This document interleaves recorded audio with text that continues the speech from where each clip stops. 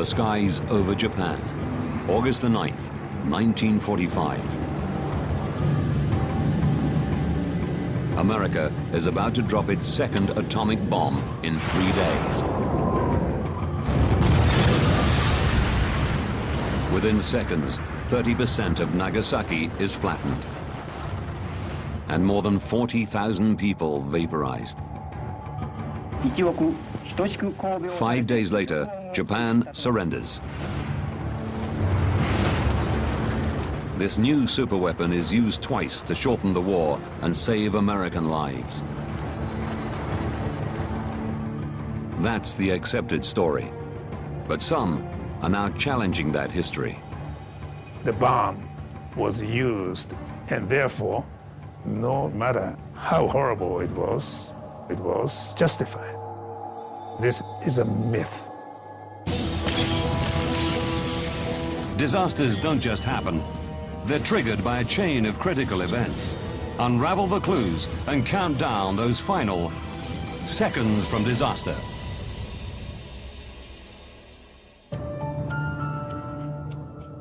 The Central Pacific. Tinian Air Base.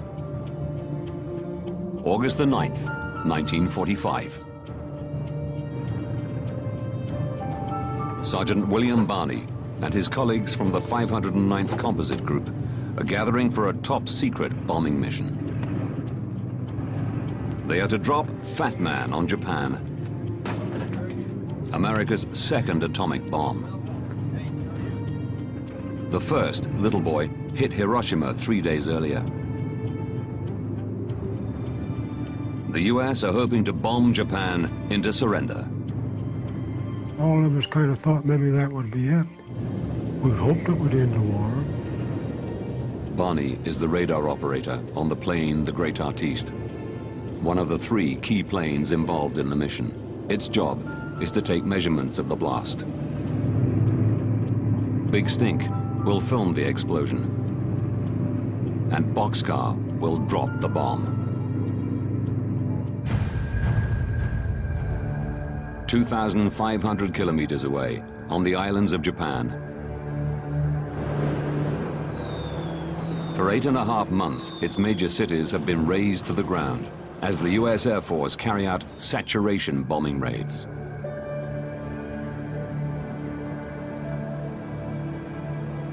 Across the country, families like Sakui Shimohira's are living in fear of the next attack.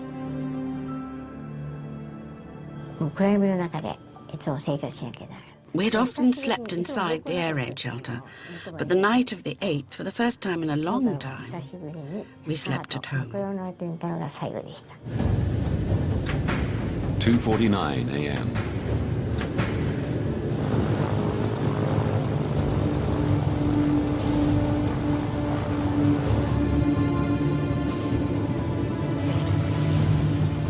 B-29 Superfortress Boxcar takes off.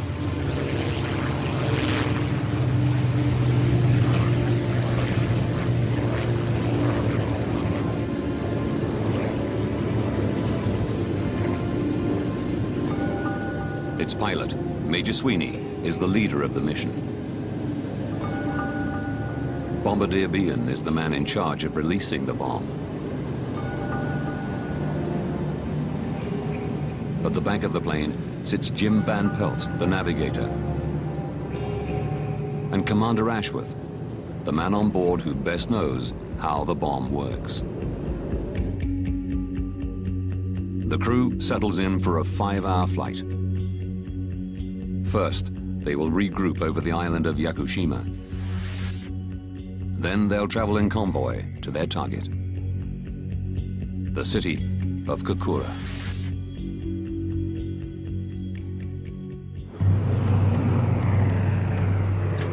7:50 a.m.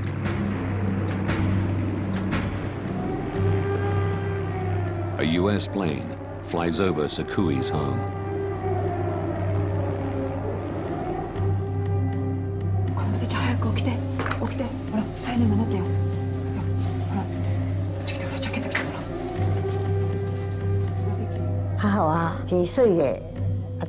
My mother quickly woke us all up and said, Hurry to the air raid shelter, we might be bombed. She told us, under no circumstances leave the shelter or come home.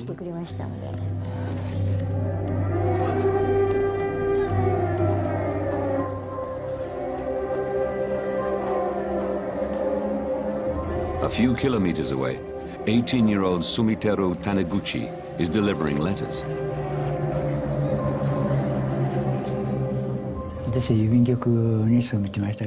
When you work for the post office, you couldn't stop working just because the air raid warning sounded. So I didn't take refuge at the shelter.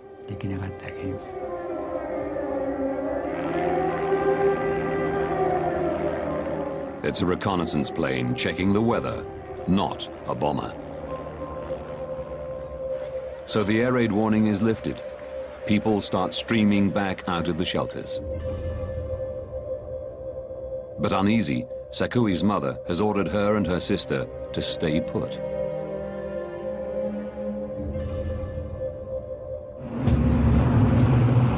(8:10 a.m.)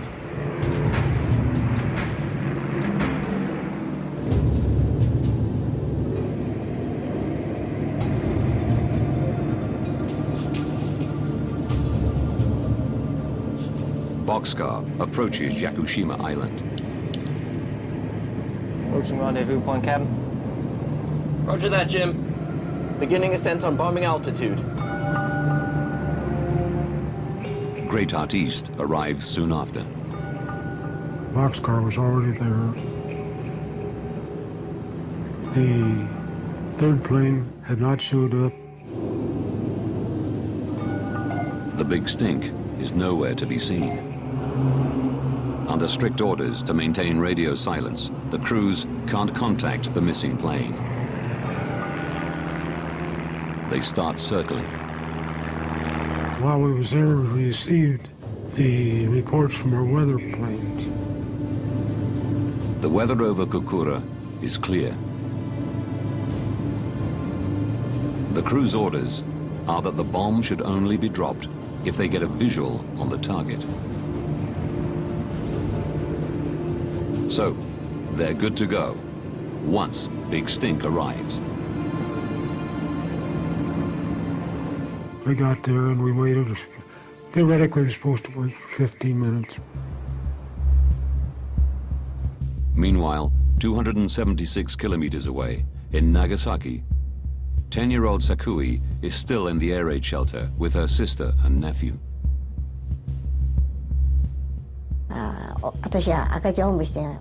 We sat on the straw mats and we felt very relieved. 8:50 a.m. Boxcar and the Great Artiste have been circling for 40 minutes. A problem with a fuel tank means Boxcar's range is restricted. And she's the one with Fat Man in her bomb bay. Every second they wait burns precious fuel. What's the holdup? Hopkins, no sign of the Big Stink yet. With Big Stink only carrying recording equipment, there's no need for the other two planes to wait. Sweeney has a decision to make. To hell with it, we can't wait any longer.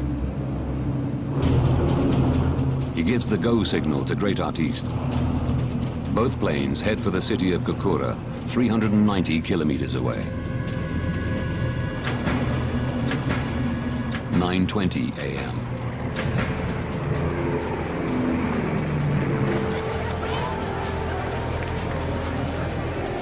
The two planes approach the city.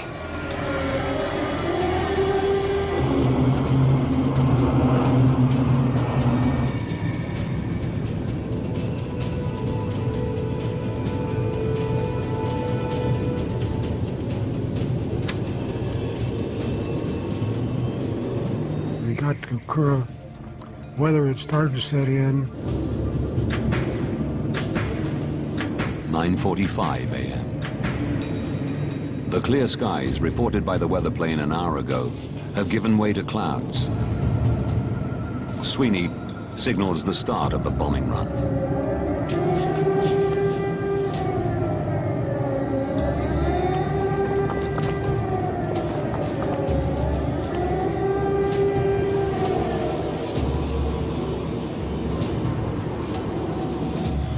not visible. We had 3 runs.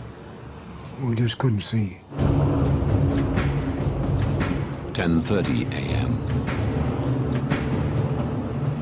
Sweeney calls off the attack on Kukura. The abortive mission has cost 45 minutes of fuel.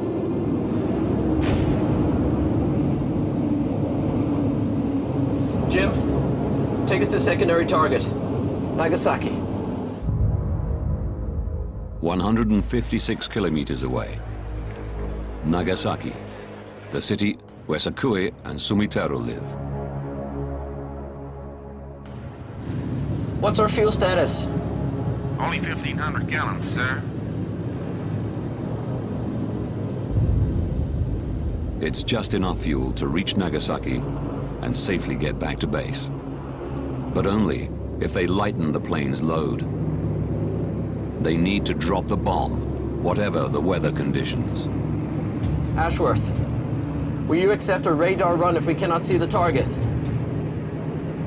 As the weaponeer, only Ashworth has the authority to switch to a radar drop. Yeah, it's Nagasaki.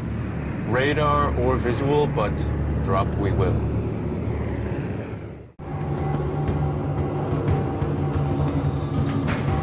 (10:56 a.m.) Boxcar and Great Artiste arrive over Nagasaki. The bombers are spotted, but mistaken for US weather planes. No alarm is sounded, and the city's 270,000 people continue as normal.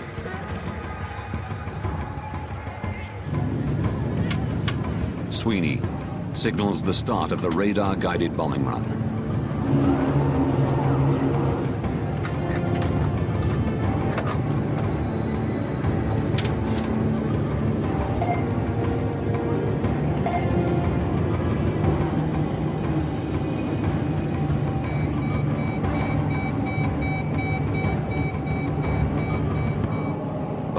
Just before the radar drop. I've got it. I can see the city. You own it, B-Hand. The crew switch to visual bombing.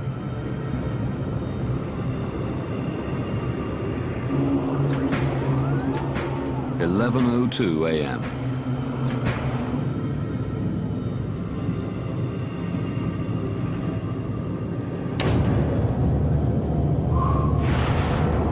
Fat Man is dropped from 28,900 feet. The 2 planes immediately turn to escape the blast. I heard the roar of a plane. I thought it was strange because the air raid warning had been lifted. And just as I looked back,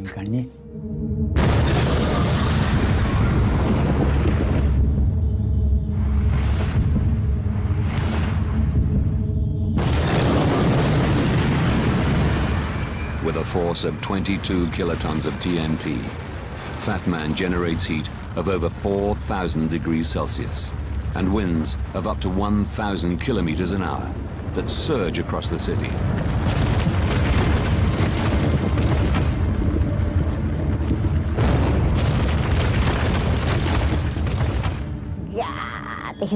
I let out a great scream. I only remember up to there.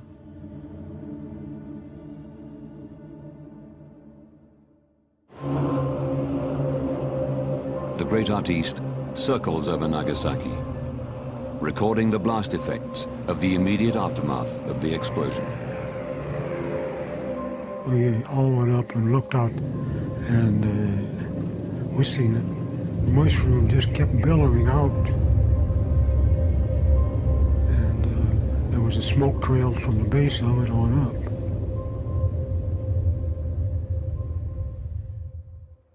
In Nagasaki, utter silence. 6.7 square kilometers of the city have been reduced to rubble. More than 40,000 men, women, and children are vaporized.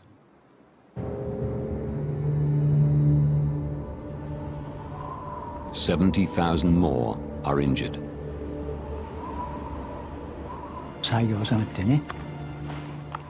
I got up and looked around. Everywhere I'd passed through, all the houses were destroyed. Only the last house I delivered post to was left.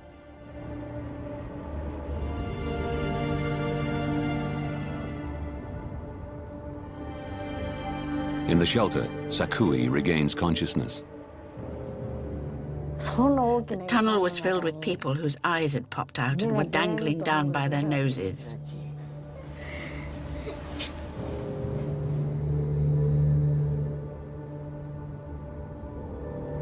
Somehow, Sakui's sister and nephew also survive. Her thoughts now turn to her mother.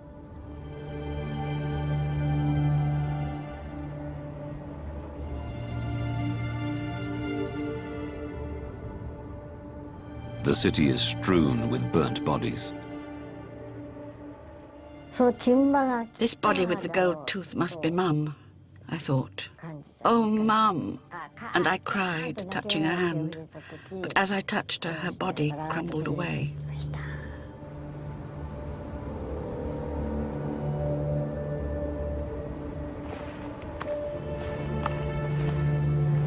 Sumitero looks for help. And as he walks, I looked at my hands, and the skin on my left arm, from the elbow to the fingers, was hanging down like rags. There was something black that stuck to my hands.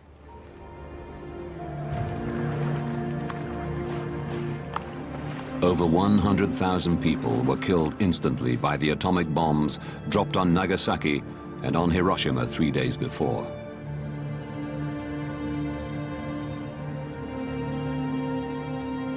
In the following months and years, thousands more Japanese die from the radiation released during these attacks.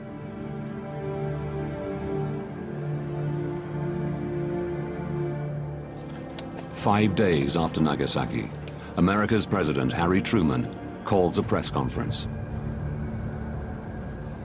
I have received this afternoon a message from the Japanese government.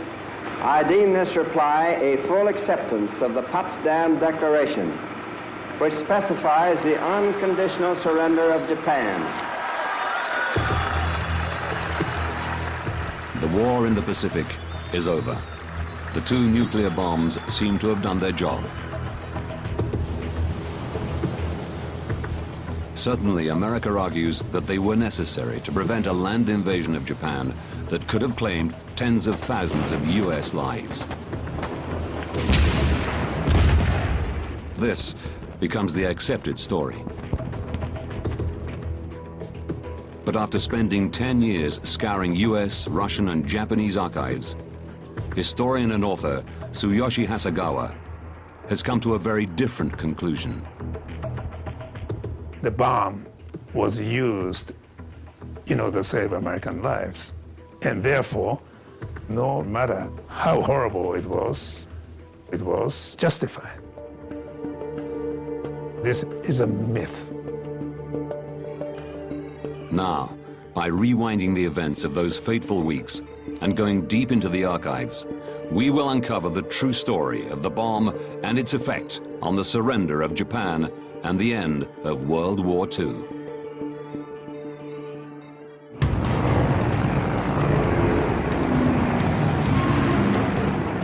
December 1941. Japan launches a surprise attack against the US fleet at Pearl Harbor.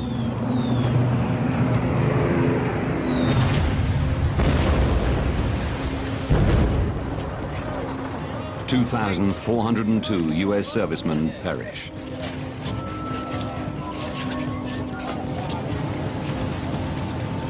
It's the opening salvo of a battle that'll rage across the Pacific for 4 years.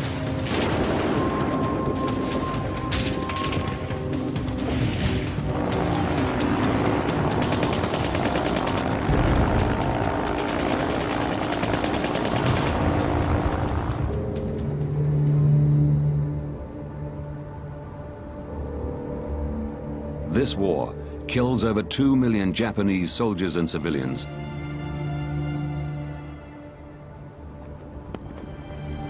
and at least 100,000 US soldiers. The Americans wanted to terminate the war as quickly as possible.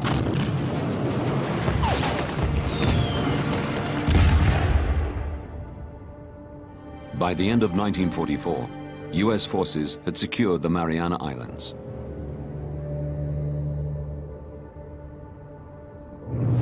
It gives them runways within bombing distance of mainland Japan, allowing devastating air raids against the enemy's industrial hubs and densely populated cities. Over 60 of them are reduced to ashes. It's hoped this will force Japan into surrender. Instead, the Japanese pursue the strategy of Ketsu-go, total war. This Ketsu operation was a horrifying operation because it is designed to turn every soldier, every civilian into kamikaze. The idea was to inflict enough damage to break the American morale. US military leaders know Ketsu-go would inflict massive casualties on any US-led land invasion. Hence their decision to use the bomb. For many years, Americans were encouraged to believe that the choice had been starkly between the bomb and the invasion.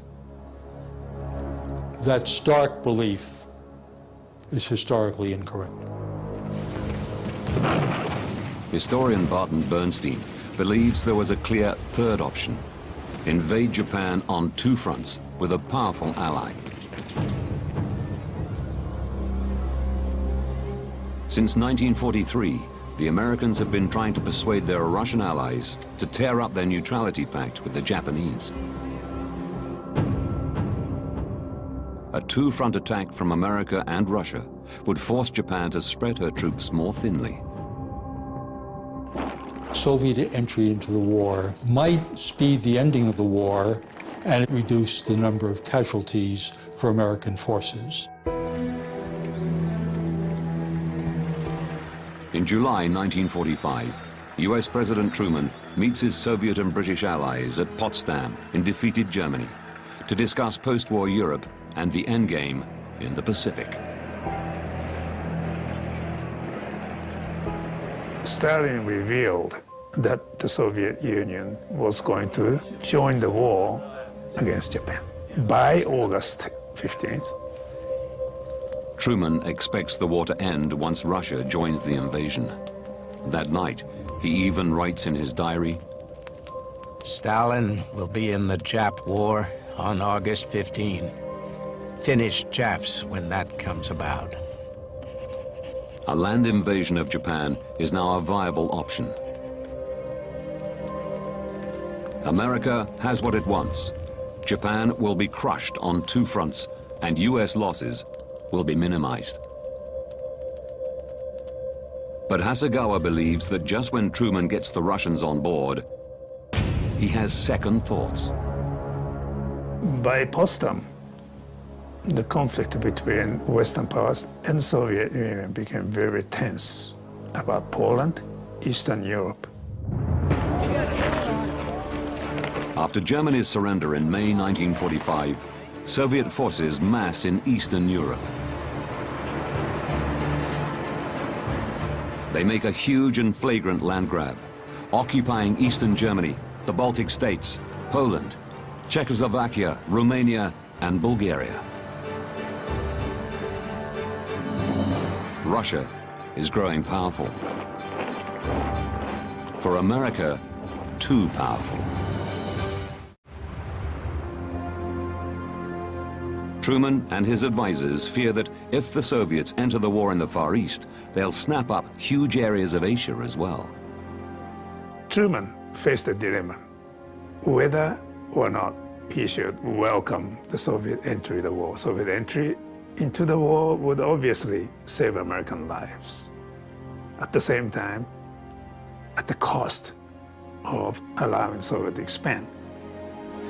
Truman is stuck with an ally he doesn't trust.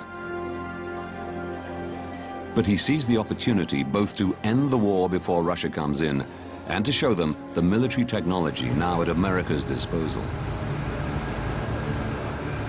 With nuclear weapons.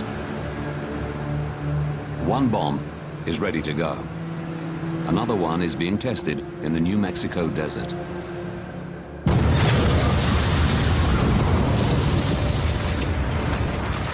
On July the 21st, Truman receives the report on the test. The test was much more successful than they had ever expected. Truman was elated.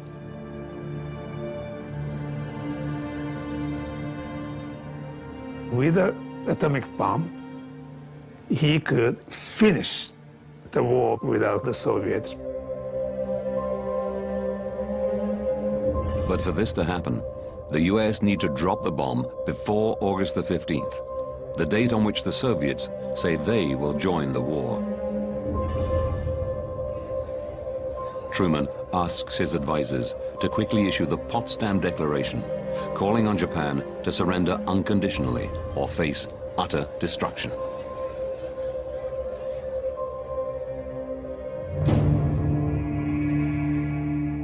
Japan's leaders ignore it. Now, there's a race between Soviet entry and atomic bomb.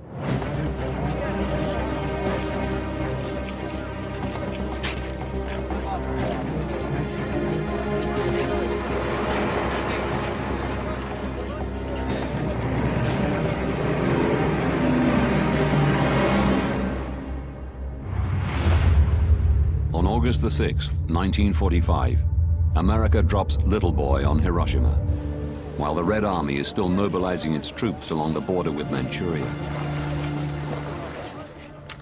Stalin was shocked to learn the United States used the bomb so quickly. And so he thought, this is it. The atomic bomb would force Japan to surrender, and the game is over. And he was very depressed. Товарищ Сталин, телеграмма. Спасибо, Владимир. Stalin believes his goal of expanding the Soviet Empire into the Far East is over. But then he gets an urgent message from his foreign ministry. The Japanese want Soviet assistance. Japan is still continuing that policy of seeking Moscow's mediation to terminate the war. For Hasegawa, this message confirms that the Hiroshima bomb did not persuade Japan to surrender. For Stalin, this message is a lifeline. The Pacific War is not yet over. He immediately ordered the Soviet military to start the war. On August the 9th, whilst preparations are underway for America's second atomic bomb to be dropped, 1.5 million Russian troops cross the Manchurian border. The Red Army quickly overwhelms Japan's thinly spread force. Within hours, the Japanese army abandons Manchuria's capital, Changchun. Japan's high command holds an emergency meeting in the bunker under the Imperial Palace. The Soviet entry into the war forced the Japanese policymakers to face the possibility of surrender. Hasegawa believes this is the first time surrender is seriously considered. Japan's ruling Big Six is made up of the 3 doves of the Peace Party and the 3 hawks of the War Party.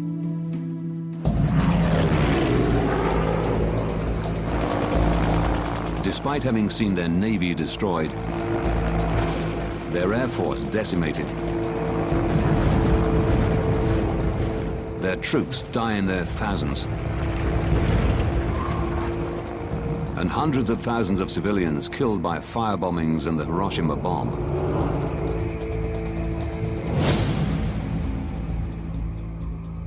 they have refused to surrender. Everybody had to sacrifice. If they were killed, well, that's too bad, but that's a part of the war. But the main obstacle for the Big Six is America's terms.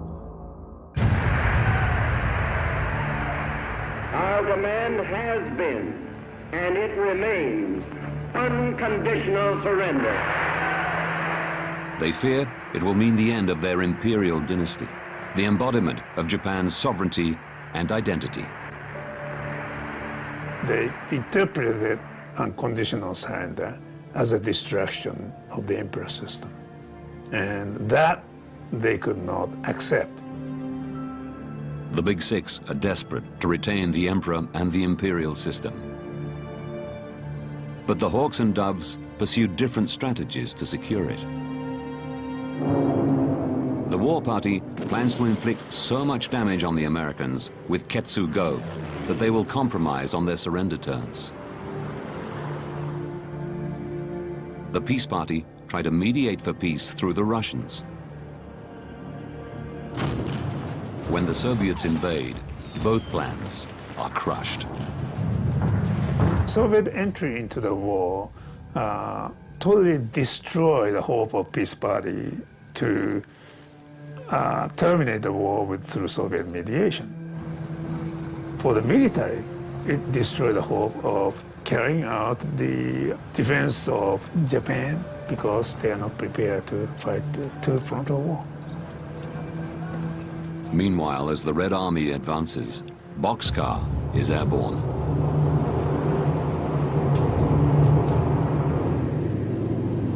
A second nuclear strike is underway. In Tokyo, the war party is still defiant. They reluctantly agree that surrender might now be inevitable, but it cannot be unconditional.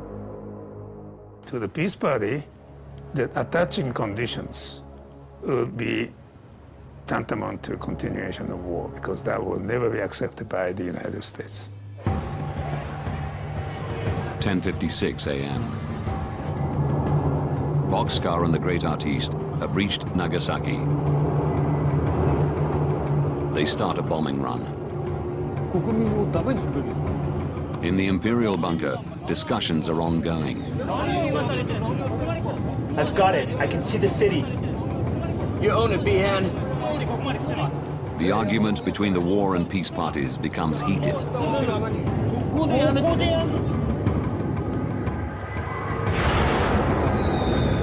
11:02 a.m.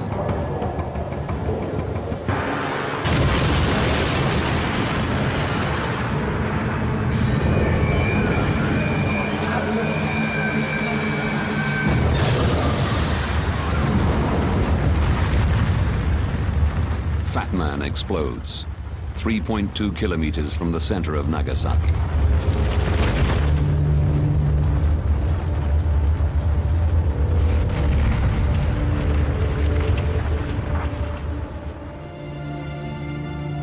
"30 minutes later, news of the Nagasaki bombing reaches the high command.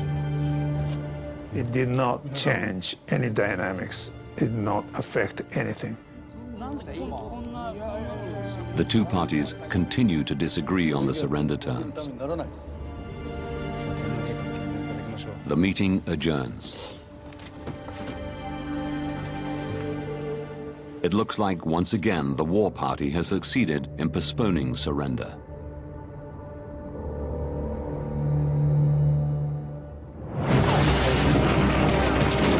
But Hasegawa discovers that the Soviet invasion has a huge impact on the peace party. The Red Army is fast approaching Japan's mainland. The peace party believe continuing the war is very likely to have devastating effects for the emperor system. Communism and emperorship are not compatible. Under Soviet influence, the emperor system will be in peril.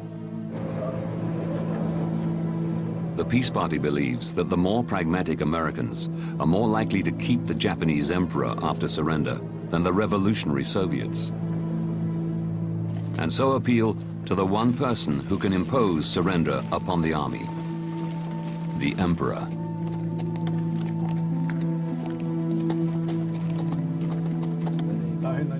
But persuading him to do it won't be easy. He's the figurehead of Japan's military campaign. Japanese soldiers are taught that their duty is to fight for the emperor. They should fight to die. You're not gonna just put the white flag and surrender. For the emperor to now argue in favor of surrender would be a devastating shock.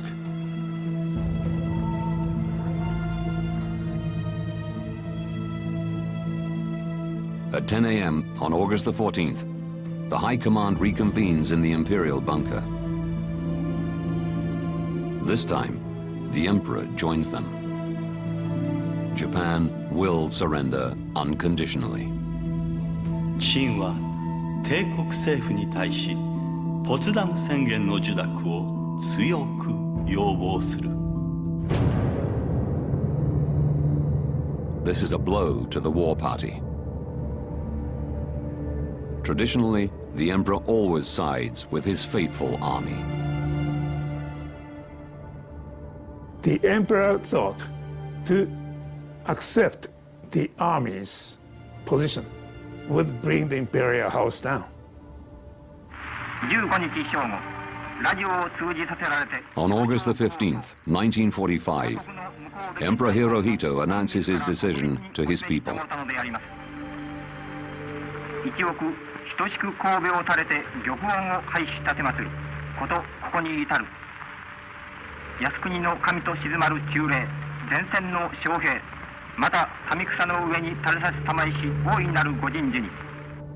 Hasegawa believes it's not the horror of the atomic bomb that leads to Japan's surrender, but the threat posed by the Soviet invasion.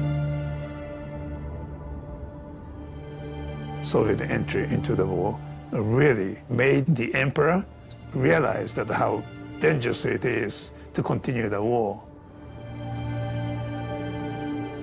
To Barton Bernstein, it makes the second atomic bomb dropped on Nagasaki after the Soviet invasion a tragic and entirely futile act.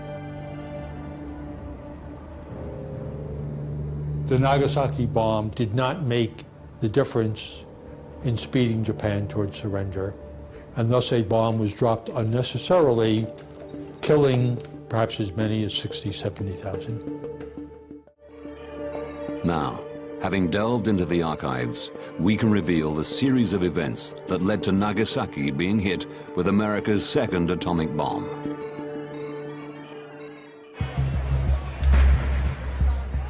"19 days to disaster. Nagasaki is spared from America's deadly firebombings. While Sakui Shimohira and her sister sleep soundly, President Truman receives a report confirming that America have viable atomic weapons.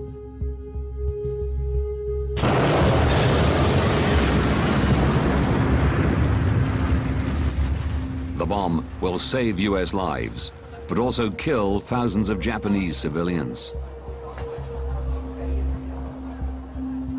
These deaths never appear to be a consideration. If we work through the archives, we cannot find a single time when Truman or Secretary of War Stimson or those closest to those two men ever raised the question, should the bomb be used? August the 6th, 1945. 3 days to disaster.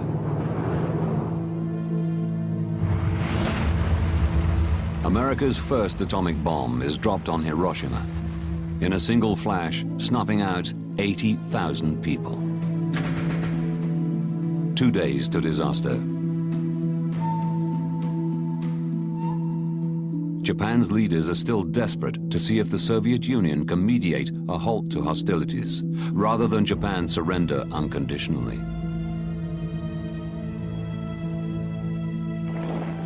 Preserving the imperial system is their top priority. Just as with the Americans, what is not taken into account is their own civilian population. As far as the army is concerned, civilians getting killed did not really matter. 12 hours to disaster. Russia rejects Japan's request for its mediation and declares war. 9 hours to disaster. Although another nuclear bomb now seems an irrelevance, the superfortress Boxcar takes off from Tinian Air Base, carrying Fat Man, a 4.9-ton nuclear device. Their targets, Kokura or Nagasaki. A horrific body count of innocents appears inevitable. But the US are more interested in testing their new weapon and maintaining an upper hand over the Soviets. By 1945, World War II had become virtually a total war in which the constraints and restraints against targeting non-combatants had been progressively eroded. After years of brutal fighting, any normal sense of humanity seems to have disappeared on all sides.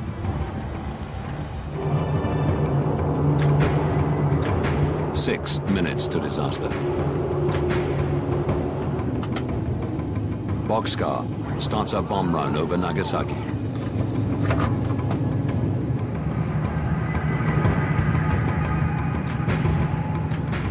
Fat Man is released. 43 seconds later, at 11:02 a.m.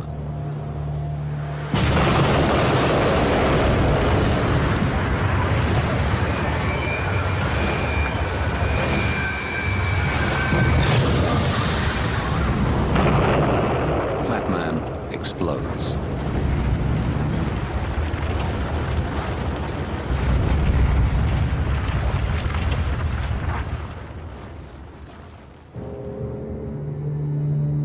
$40,000 die within seconds.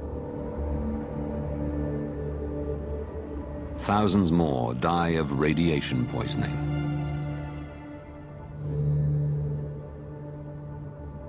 But for survivors like Zakui and Sumiteru, it's a living hell. Soon afterwards, everyone began discriminating against us. They said things like, "You're dirty. Don't come near us." I stood on the train tracks 2 or 3 times, but I jumped back each time. I have to go on living, even if I'm alone.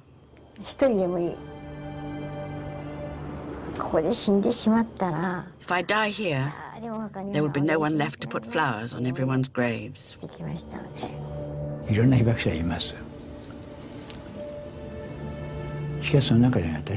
There's no one else like me. No one was directly hit, suffered such severe injuries, and spent 3 years and 7 months in hospital.